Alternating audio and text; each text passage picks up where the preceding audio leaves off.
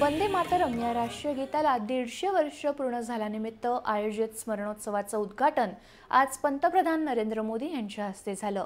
हा स्मरणोत्सव 7 नोव्हेंबर 2025 ते 7 नोव्हेंबर 2026 पर्यंत वर्षभर चालणाऱ्या देशव्यापी स्मरणोत्सवाची औपचारिक सुरुवात आहे। देशभरातल्या महत्त्वाच्या घडामोडी जाणून घेऊया दिल्ली ते मुंबईमध्ये।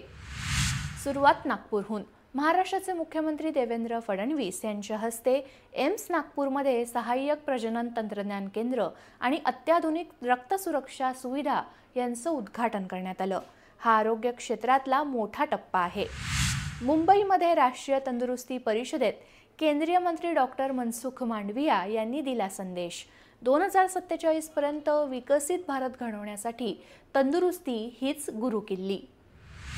इफ्फीच्या अनुषंगाने आज पत्रकार परिषदेचं आयोजन करण्यात आलं।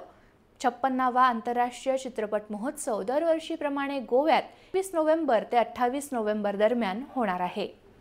आणि महाराष्ट्रातील पत्रकारांचा राजस्थानमध्ये अभ्यास दौरा सुरू। या अभ्यास दौऱ्यादरम्यान केंद्र सरकारच्या विकास उपक्रमांचा थेट अनुभव पत्रकारांना मिळत आहे। या बातम्यांचे विस्तृत लेख आमच्या बायोमधील लिंकवर उपलब्ध आहेत। आणि हो, PIB मुंबईला फॉलो करताय ना?